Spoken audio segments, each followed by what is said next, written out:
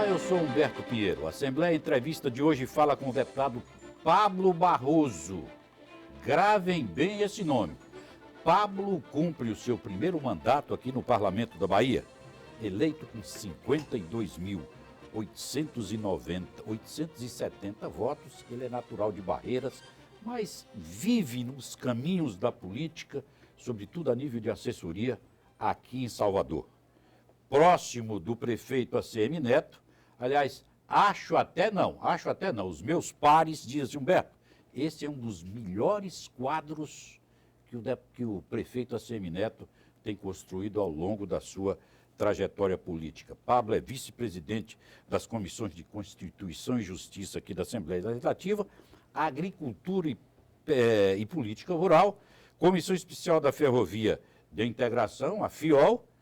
Pablo, portanto, delimitou num curto espaço de tempo a sua ação política aqui no Parlamento da Bahia. Acho que deu para a gente fazer uma apresentação rápida, não? Com certeza. Deputado, o senhor chega aqui com... O senhor está com um projeto aí que institui a Frente Parlamentar Legislativa Estadual de Apoio à Federalização da Educação Básica. Vamos para o varejo dessa atividade. Pois é, eu queria primeiro aqui agradecer o convite, né? É uma oportunidade importante para o parlamentar estar aqui no canal Assembleia, o canal que cobre os trabalhos dos parlamentares, e dizer que estou muito feliz aqui, Humberto, porque acompanho o seu trabalho já há um bom tempo e é digno, né, como a Assembleia tem sido e eu tenho podido aprender aqui dentro da Assembleia muito com os colegas, tanto os colaboradores como os deputados de oposição de governo, como as pessoas que trabalham na Assembleia já há algum tempo. Então, para mim é um prazer enorme estar aqui e sentar aqui nessa bancada, sentar aqui junto a você, a todos vocês que estão nos assistindo, telespectadores da TV, né, pela primeira vez.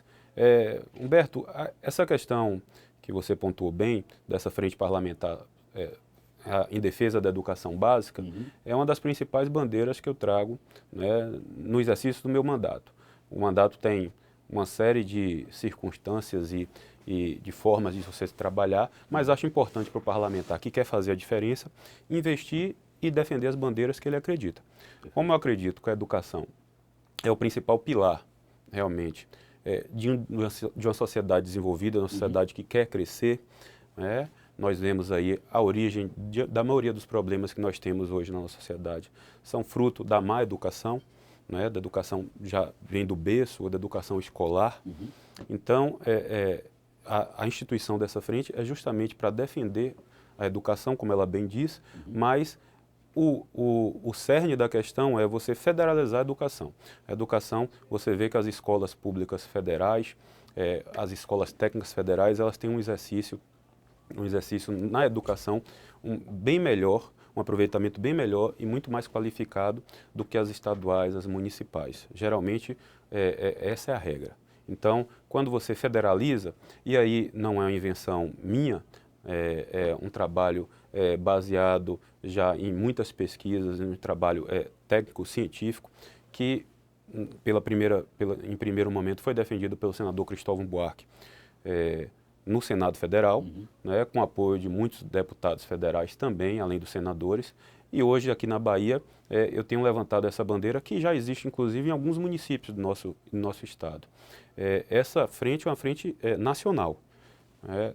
Eu estou instalando aqui, mas acho que essa é uma bandeira de todos os deputados. É uma bandeira que visa qualificar a educação. Qualificar como?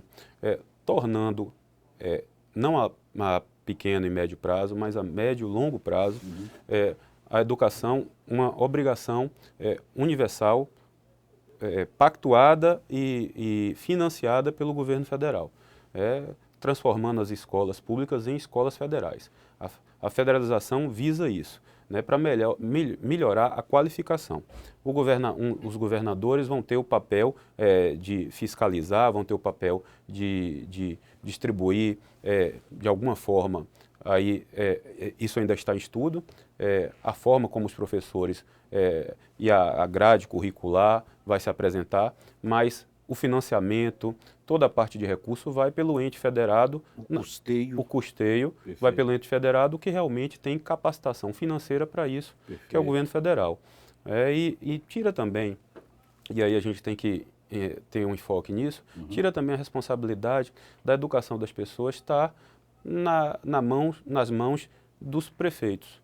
E aí eu sou totalmente contra isso, sou favorável realmente a tirar, porque você vê muito bem que as prefeituras não têm essa condição financeira de dar uma educação digna para as pessoas. E o governo federal tem. Então, isso de uma forma que eu estou dizendo para você aqui, apresentando de forma genérica, esse é basicamente a ideia dessa frente, né, que é criada, vai discutir todos os temas ligados à educação, mas o projeto maior que está inserido nela é este. Perfeito. Federalizar, na sua visão, é um caminho que, de repente, vai resolver essas distorções que existem com relação à questão da educação do ponto de vista do patamar municipal, estadual e, evidentemente, que o federal. Com certeza. Por aí. É por aí. É por aí. O governo federal, na verdade, o ente federal seria o grande financiador das ações, uniformiza as ações, e o governo do estado e os municípios entram como entes fiscalizadores. Sim. E repassadores dessas ações. Projeto que me parece extremamente, diria, versátil, né, e funcional. Eu acho que funciona numa velocidade fantástica. Agora, o que é que o senhor está querendo denunciar as obras inacabadas do governo lá no oeste da Bahia, deputado? Olha, eu tenho por obrigação, como deputado eleito que fui de oposição ao governo do estado, né, fiscalizar, assim como acho que todos os deputados estaduais têm, mas os deputados de oposição têm essa obrigação maior, fiscalizar as ações do governo. E as pessoas estão cansadas de verem promessas e ver os recursos públicos, que somos nós que pagamos, mal distribuídos. Existe uma série de obras inacabadas e obras, inclusive, eleitoreiras, que foram feitas e prometidas durante a campanha, às vésperas das campanhas do governo do estado, que começaram e deixaram pela metade. Eu estive visitando essas obras, né? Tirei foto, documentei, pesquisei o volume de recursos que foram gastos pelo governo do estado nestas obras e fiz as denúncias. Agora, também vou provocar o Ministério Público para que, né, interceda, investigue e veja se realmente o que realmente está acontecendo. O Tribunal de Contas do estado também tem essa obrigação. Irei procurá-lo. Já estive com o líder da minoria, o deputado Sandro Regis, conversando sobre isso e marcamos uma ida ao Tribunal de Contas do estado para verificarmos isso, fazermos as denúncias e vamos estar fiscalizando. Não é só no oeste do estado que tem essas obras paralisadas. No oeste, por acaso, essa daí, porque em um final de semana só, Humberto, eu tive a insatisfação, mas tinha a obrigação de visitar 6 obras que estavam nesse estado, né? Que foram gastos milhões de reais. Nessas 6 aí fazem, por exemplo, um total de 8 milhões de reais que já foram gastos. E estão lá as obras feitas pela metade. Né? Brita jogada, fundação, em algumas a fundação está jogada, ou uma caixa d'água que foi comprada com o nosso dinheiro, ou uma parede que foi levantada, mas a obra está lá inacabada. Ou seja, ou se acaba e não há desperdício do nosso recurso, né? Ou então se devolve esse dinheiro para os cofres públicos, as pessoas que gastaram sem planejamento, que fizeram sem irresponsabilidade, que arquem com isso. Mas o que nós não podemos é deixar como está. O governo tem dito, deputado, que tem voltado os olhos para o oeste da Bahia, porque há um sentimento latente no oeste de se libertar do Estado, de criar um novo ente a partir do oeste, tendo Barreiras como centro. Ou seja, a questão da divisão. Mas o governo tem respondido em contrapartida que esse sentimento tem diminuído muito em razão da sua presença enquanto executor de obras e de intervenções que tem beneficiado o dia a dia das pessoas do oeste da Bahia. O senhor concorda? Discordo plenamente. E aí, mais do que discurso, a gente tem que ver a prática e os fatos. O ex-governador Jacques Wagner, na sua primeira eleição, prometeu ao oeste da Bahia construir um hospital oncológico. um hospital para os doentes de câncer. E se passaram 8 anos, ele não construiu o hospital oncológico. Hoje nós vivemos lá.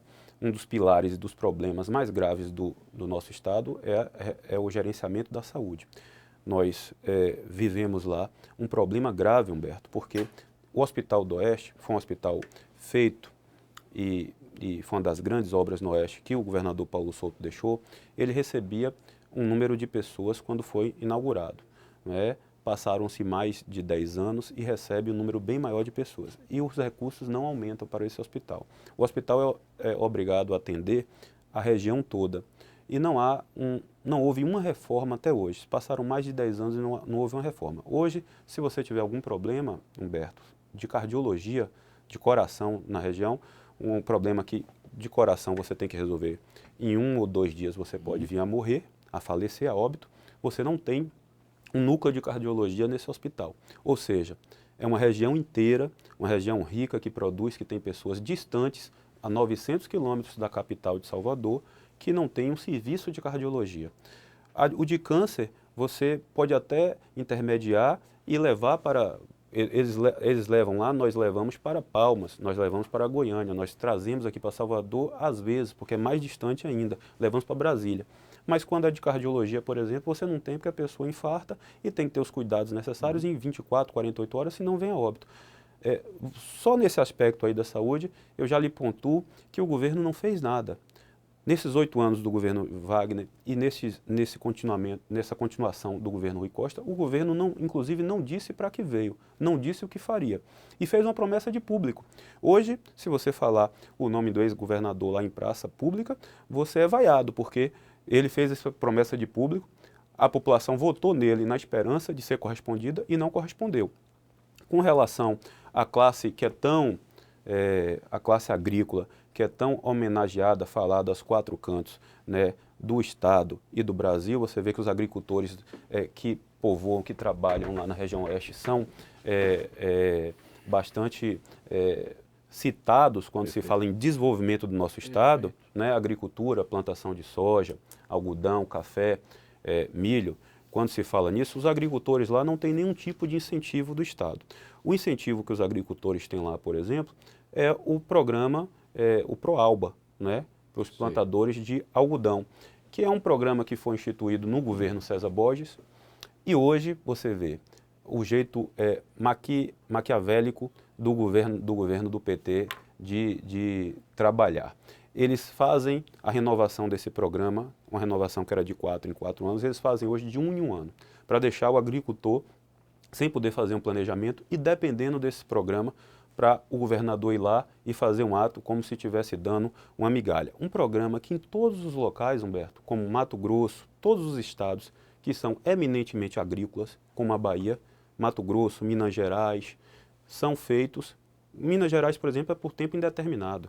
E a renovação em Mato Grosso é de 10 em 10 anos. Para quê? Para o produtor poder ter um planejamento do seu trabalho. Porque o investimento que um produtor faz numa cultura hoje que é muito especializada, que tem uma técnica avançada como algodão, soja, milho, essa cultura, esse investimento é um investimento de milhões de dólares. E eles não podem fazer isso sem um planejamento financeiro. E hoje tem que contar com a ajuda lá, o Pires, passar o Pires com o governo do Estado de 1 em 1 ano, e o governo faz isso de uma forma, inclusive, a deixar refém o agricultor. Esse é um dos problemas. A classe agrícola lá sofre com falta de segurança pública, a segurança lá, inclusive os assaltos às fazendas, as fazendas movimentam muito dinheiro, e hoje existe lá... as pessoas estão abandonadas, não só os agricultores. Aí a gente já entra nesse tema com relação a todos os moradores da região. Infelizmente, nós temos este ano de 2015, nós temos 2 das principais cidades do Oeste, que são Barreiras e Luiz Eduardo, entre as 6 cidades mais violentas da Bahia. O crime lá cresceu assustadoramente. Nós tínhamos lá a SIAC, que era a Companhia do Cerrado, a Companhia da Polícia Militar que combatia isso. Mas hoje você não vê, por parte do governo do Estado, dizer, olha, nós tínhamos condição de dar 10 policiais a mais aqui para cada município.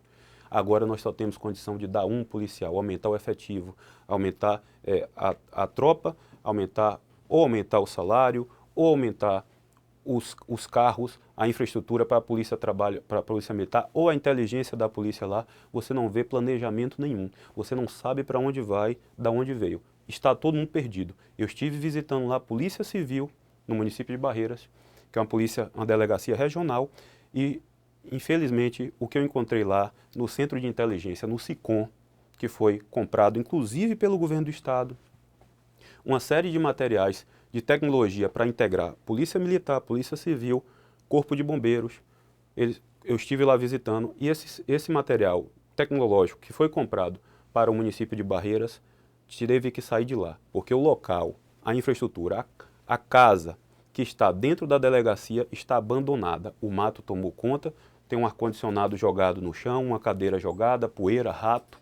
Infelizmente, essa é a realidade da Polícia Civil, dos cuidados que o governo do estado tem com a nobre Polícia Civil e a nobre Polícia Militar do estado da Bahia, que garantem a sua, a minha, a segurança de nós todos baianos. Então, por essas e outras, que eu passaria aqui a tarde toda falando para você, e aí eu citei a segurança pública, a saúde, mas tem uma série, a infraestrutura, tem uma série de pontos que o governo poderia atuar lá, por essas e outras, que o governo do estado lá não tem demonstrado para que veio, por estas e outras que a população de lá, que é distante aqui de Salvador, que é distante da capital, prega, trabalha e reza e trabalha hoje a cabeça das pessoas justamente pela emancipação da região. Né? Essa vontade ainda não passou. Precisa ser um governador... Ainda é latente. É latente, é latente.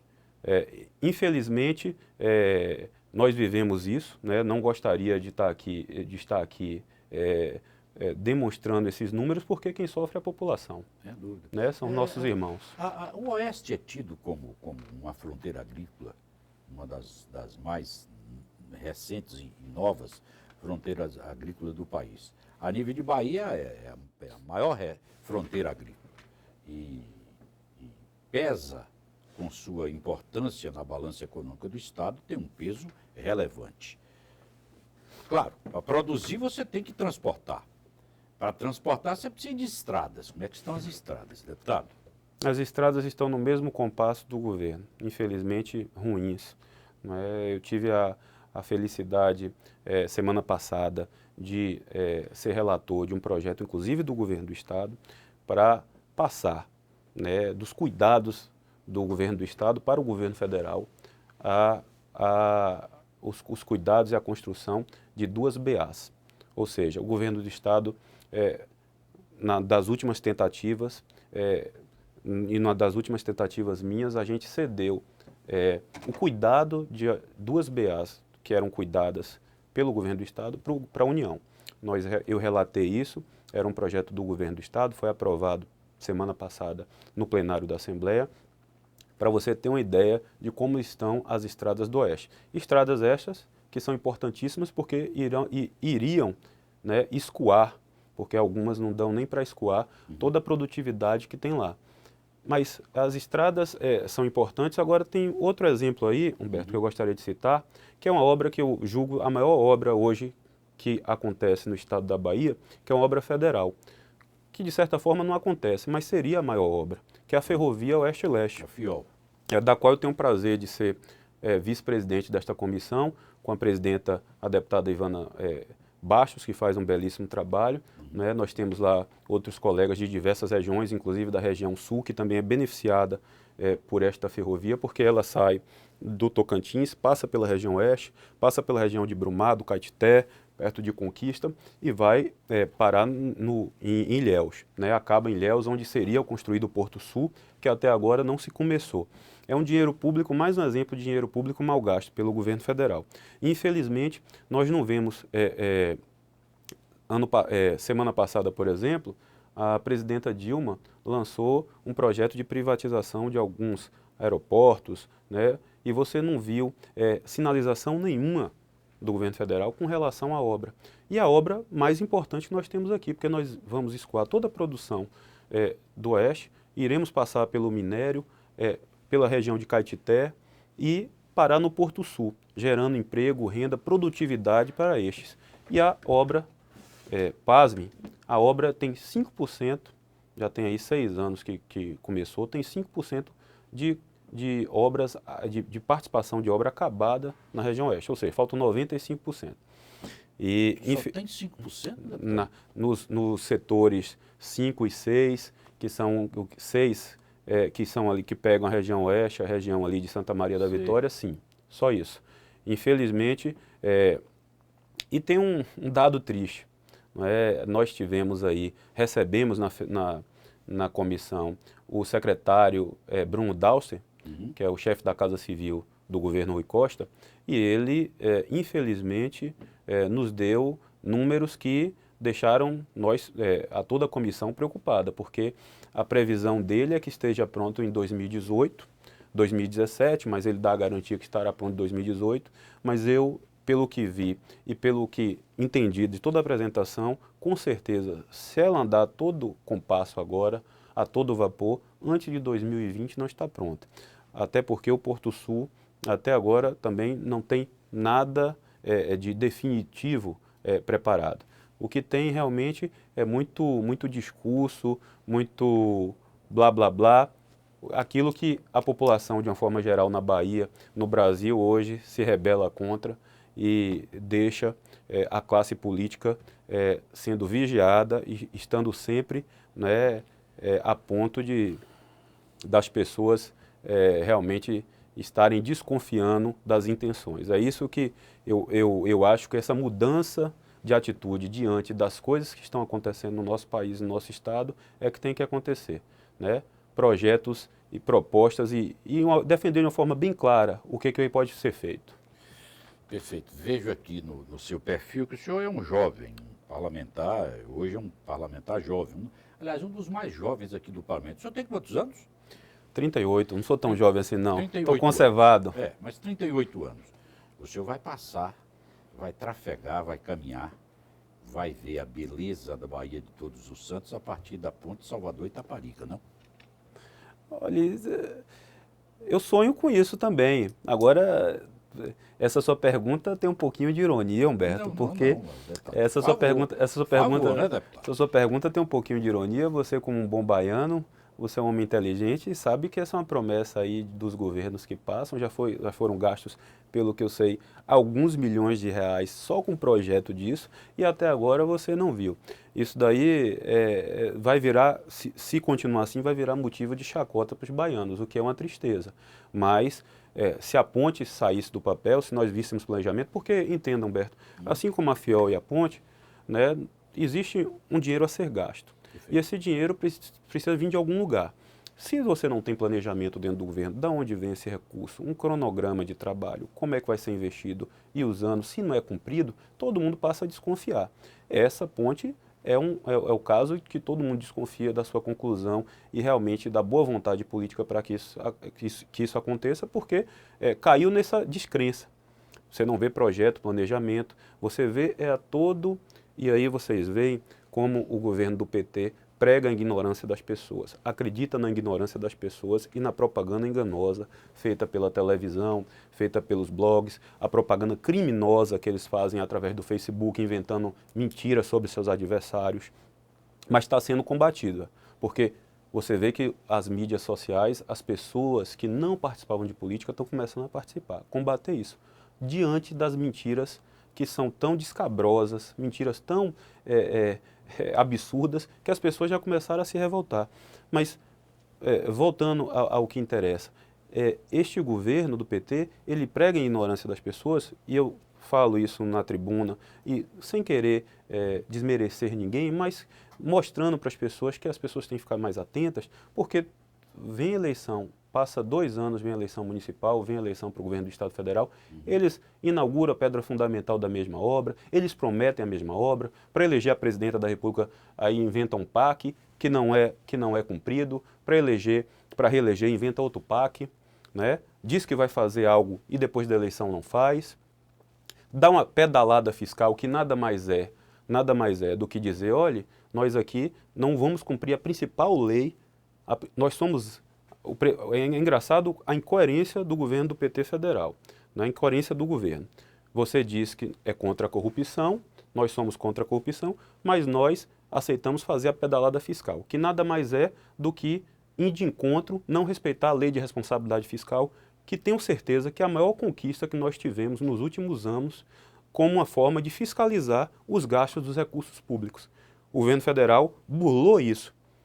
Se o Tribunal de Contas da União fizer o seu papel, com certeza, né, irá repreender, irá, da forma como eles têm que repreender, estas contas, né, que é julgando improcedentes, né, não dando procedência a essas contas.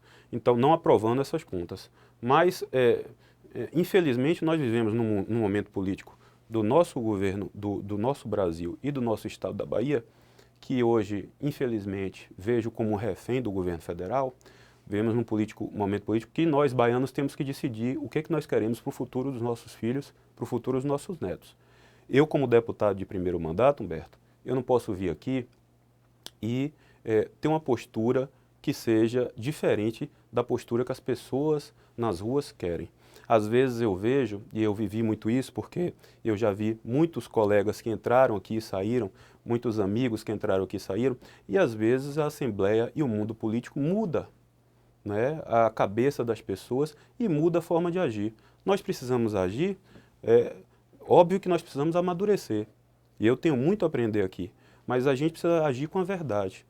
E eu não posso faltar com a verdade. A verdade está nos fatos, né? As pessoas não se enganam. E às vezes as pessoas têm essa postura para ficar na média com o governo, né? Para jogar para a plateia, e os problemas não são resolvidos. Nós temos diversos problemas a resolver.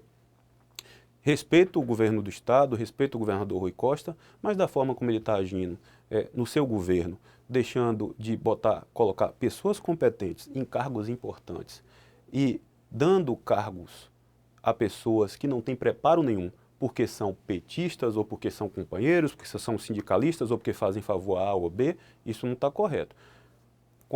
Se essas pessoas provarem para mim, para todos nós, que elas são competentes, sabe como é que elas podem provar? Com bons projetos.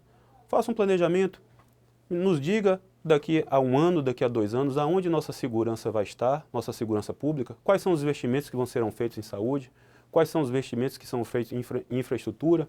Agora, o que eu vejo hoje na Assembleia é a oposição fazendo o seu papel, né, acusando os gargalos e os defeitos observados na administração pública estadual, né, e o governo, apenas os deputados governistas e o governo fazendo cara de paisagem. Infelizmente, nós não vemos nenhum tipo de ação desse tipo. Fica aquele discurso político lá, né, que o debate político é importante, mas a ação que é bom, nós não vemos.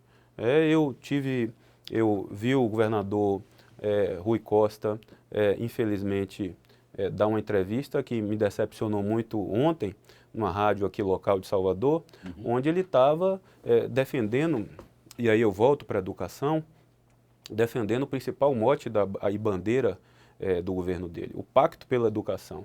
O Pacto pela Educação, se vocês pesquisarem, telespectadores, em 2011, é o mesmo Pacto pela Educação que o governador Jacques Wagner lançou. O governador Jacques Wagner lançou o Pacto pela Educação, acabou-se o governo e não mostrou dados nenhum do resultado do Pacto pela Educação. É apenas um engodo, é apenas uma espuma para enganar e dar um ar de austeridade, um ar de competência para um governo que não tem planejamento nenhum. Ele disse na sua entrevista que teria que nascer da família o Pacto pela Educação. As famílias já fazem suas partes, as famílias hoje estão reféns da insegurança, da falta de educação e da falta de saúde. O governo do Estado tem que mostrar para o que veio. Como é que eu faço um pacto, como é que eu faço um projeto pela educação e não digo metas? Metas que têm que ser arrojadas, porque no atraso que nós estamos, porque como é que não diz quais são as avaliações dos professores que serão feitas? O que será feito de incentivo para a avaliação dos professores? O que vai ser dado de infraestrutura a mais nos colégios? Porque de que forma nós vamos abraçar essas famílias? Porque o governador pareceu mais um líder espiritual, porque todo mundo sabe que a família é a base de tudo. Mas o governo do Estado tem que mostrar para o que veio, ele é o governador. Falar da minha família, falo eu. Né? Ele tem que falar do governo do Estado. Infelizmente, ele mostrou mais uma vez que o Pacto pela Educação defendido por ele não passa de um engodo, de uma espuma. gostaria eu,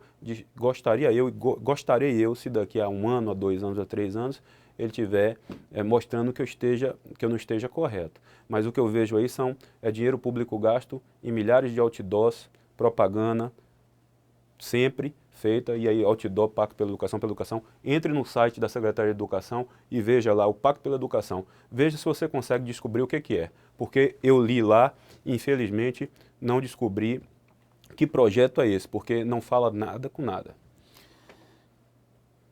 Vou cometer uma inconfidência aqui. Um pouco de fuxico. Fuxico é, na verdade, o grande alimento da política, né? Todo mundo diz assim, olha, vou lhe falar aqui, não comente para ninguém não, porque pô, é em off. E é um off que roda o Estado, não é assim? Então vou comentar só para nós dois aqui. Tem ouvido dos seus pares? Tem ouvido. Cafezinho ali a gente ouve muito, né? O humor do Estado está ali no cafezinho, não é assim? É verdade. Pronto. Você ouve o que quer e o que não quer. É. Tem uns, então, que você ouve assim, você sai estarrecido, mas paciência. Assim, o deputado Pablo é uma surpresa. Felizmente, uma surpresa boa, posso lhe adiantar. Graças a Deus. Diz assim, ele tem uma relação amena com a gente, e eu constatei isso aqui na bancada, fala pausado, de forma absolutamente vertical, horizontal, ou seja, ele não dá tombo na voz, né? Mas quando ele sobe para a tribuna é um terror, é um discurso duro, um texto enxuto, um texto viril, felino, que fere profundamente. Como é que o senhor consegue construir no imaginário dos seus pares essa imagem, deputado? Olha, eu estou sendo, essa fofoca aí é motivo de surpresa para mim, porque eu não sabia disso, desse fato. Mas você, como é um homem bem informado, eu tenho certeza que isso é verídico. Mas eu procuro, Humberto, trabalhar com, e aí eu lhe digo, no primeiro dia meu aqui na Assembleia, eu tive a satisfação de receber o padre que ministra as missas aqui do centro administrativo. Ele tinha dito para mim que foi a primeira vez que um deputado chamou. Eu pedi, mas só chamei a família e alguns amigos que participaram da minha campanha, mas num ato de pedir proteção, né? Porque eu vejo isso aqui como uma missão. E eu, diferente de outros, eu não sou um político profissional, né? Eu sou formado, sou advogado, sou pós-graduado em planejamento urbano e gestão de cidades, mas eu estou aqui e pretendo estar aqui de passagem, né? Acho que aqui tem que ter espaço para todos. Não sei por quanto tempo, isso não é uma decisão que depende só de mim, mas os dias que eu quero estar aqui, eu quero ser verdadeiro, eu não posso ser uma pessoa que não sou. As pessoas vão falar o que eu sou, com meus defeitos, com minhas qualidades, e olhe que eu tenho muito mais defeitos do que qualidades, mas eu pretendo ser aqui verdadeiro, para sair daqui com a cabeça em pé do mesmo jeito que eu entrei. Então, se meus colegas estão falando isso, é porque é verdade, né? E tenho certeza que procuro sair daqui, pretendo sair daqui, aprendendo com estes colegas, né, que tem muitos aí com muita experiência, muitos serviços prestados para a Bahia, tanto no governo como na oposição, né? Todos esses meus colegas, eu pretendo aprender com eles, e agora pretendo também dar minha contribuição.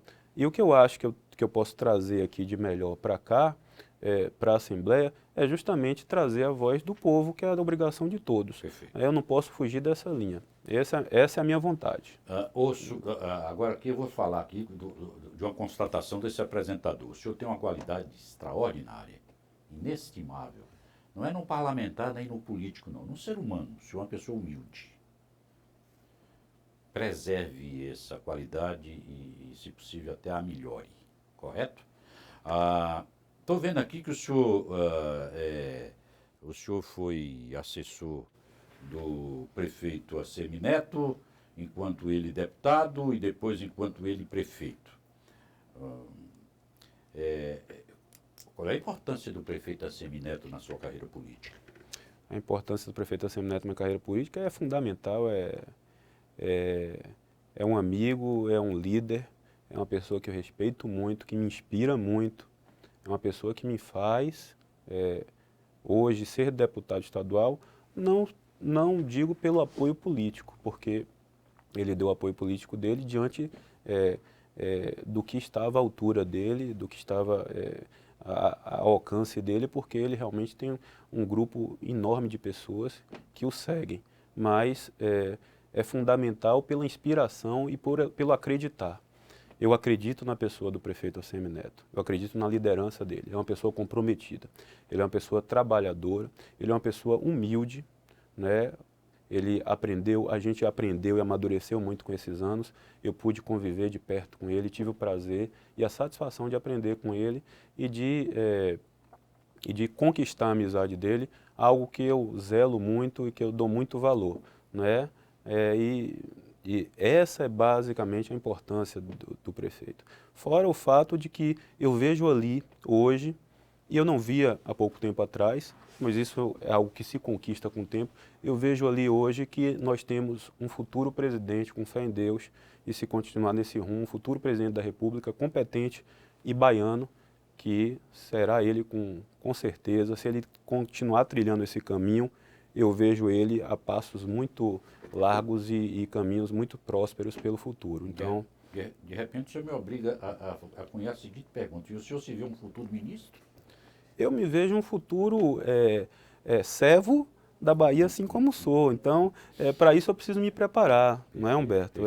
Aprender é fundamental. Para isso eu preciso me preparar. As questões que nós enfrentamos no país são muito duras. Eu sou um jovem, estou aqui sempre, tento ser o primeiro a chegar na Assembleia, o último a sair, como um bom aluno, né? Tento trazer o que eu aprendi, né, com esses meus 38 anos de vivência, com a vivência política, posso dizer que um pouquinho avançada, pelo que eu já presenciei, né? Desde os meus 22 anos eu deixei muito a vida de um jovem de 22 anos, de curtir a noite, de curtir o final de semana para trabalhar. E quando eu olhava para o lado, Humberto, aí eu lhe faço uma confissão. Teve certo momento da minha vida que eu estava me perguntando, como todo jovem, o que você quer fazer? Porque você é advogado, sempre foi uma pessoa que moro só desde os 15 anos, você tem um desafio. Eu vim para a capital e não tinha um amigo aqui, não tinha um parente. O senhor veio de Barreiras? Vim de Barreiras, vim do oeste da Bahia, meus pais ficaram lá, minha família toda, acostumado a casa cheia, 10 tios lá, 40 primos, os meus amigos todos lá de infância. Não tinha televisão mesmo lá, né? O pessoal de lá não tinha televisão não, mas agora tem. Tem HD. O barreirense tem, graças a Deus. Esse não é um problema que a gente vive lá não, a gente vive o problema da telefonia. Perfeito. Mas eu saí de lá, vim para cá e aqui eu procurei estudar, né, procurei me preparar e como toda pessoa que sai de um lugar para o outro, que quer vencer na vida, ela acaba se sacrificando mais do que as pessoas que estão lá acomodadas no seu lugar, na barra da saia da mãe, do pai. Então eu sempre acreditei no trabalho e no estudo. E é eles que me trouxeram aqui. Você vê que eu não sou de família de origem política, eu não sou de família de origem rica, nunca tive dificuldade, não posso aqui pregar da pessoa que passa por dificuldades financeiras, não tenho isso. Né? Porque às vezes você vê políticos se fazer de tudo, né? Tem político diz que é isso, que foi aquilo, isso para ganhar o voto. Eu nunca tive dificuldade financeira, sempre tive condição, a minha família sempre me deu uma boa condição para estudar, para trabalhar e eu fiz minha parte. Então hoje eu tenho o prazer de ser um deputado eleito pelo Estado da Bahia, o que muito me orgulha, e hoje eu tenho o prazer de dar minha contribuição. Mas quando você olha para trás, né, você vê o tanto que você conquistou com o trabalho, sendo correto com as pessoas, e às vezes ser correto lhe traz na política alguns danos, né? Às vezes você ser muito verdadeiro lhe traz alguns danos, porque o político às vezes, me falavam muito no início que o político não podia dizer não, né? E eu aprendi a dizer não, eu digo não quase todo dia, né? Digo não com respeito às pessoas. Então, quando você consegue alçar, e hoje eu tenho orgulho de ser deputado estadual, estar aqui conversando contigo, falando e cuidando do nosso estado, por que não a gente sonhar mais alto? Então, Perfeito. o prefeito ACM Neto com certeza terá voos maiores para alçar e as pessoas que estão ao lado dele trilhando esse caminho e que mostrarem competência, que acho que isso é fundamental, tenho certeza que isso é Claro. fundamental, competência, terão seus espaços, assim como eu tive um espaço dentro de um grupo político de oposição para estar aqui hoje representando o Partido Democratas, representando a oposição da Bahia aqui na Assembleia Legislativa. Estou vendo que o senhor é presidente do diretório do DEM lá em Barreiras. Exerço a presidência de lá, já tem pouco mais de 10 anos, mas eu sou secretário-geral do partido estadual também. Eu tive uma representação, a gente fala muito do Oeste, né, Humberto, mas engraçado, a votação maior minha foi aqui no município de Salvador. Né? No Oeste o senhor teve, claro, não diria pouco, mas desses 52, 53 mil votos, 52, eu tive um terço dos meus votos lá terço. no Oeste e que luto e tento representar e tenho certeza que se vier uma próxima candidatura serei melhor votado ainda, porque com o mandato você tem condição de demonstrar seu trabalho. E eu fui deputado, me elegi deputado estadual com todos os votos, e tenho muito orgulho disso, todos os meus votos foram de eleitores que votaram, que são oposição ao PT. Eu não tive um município que eu fiz parceria com o PT, com um deputado federal ou com algo ligado a isso. Então, só oposição. Ser oposição não é fácil. Verdade. Você realmente, você não tem ajuda do governo do Estado, mas, em contraponto, você tem liberdade para defender o que você realmente acredita.